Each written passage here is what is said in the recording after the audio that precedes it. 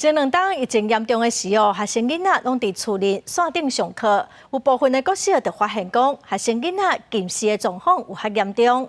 另外，青少年食电子烟的比例最近嘛有增加。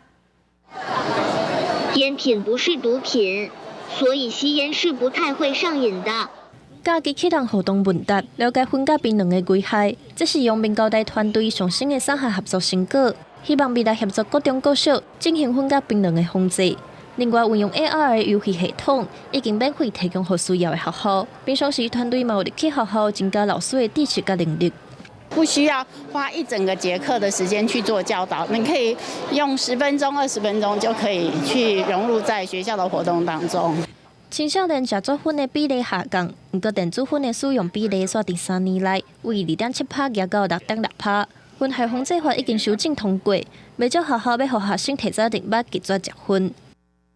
这个对新兴烟品的部分是我们在过程中很特别强调。因为3C 产品愈来愈普遍，新冠疫情严重时，有各小改伫线顶学习，有学校发现学生视力不良的比例有加悬。马祖会介绍各中各小利用现有的资源，启动视力防护措施。我们要求家长督促孩子务必休息。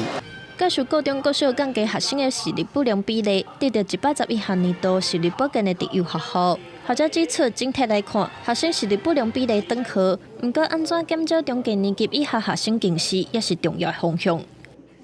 记者综合报道。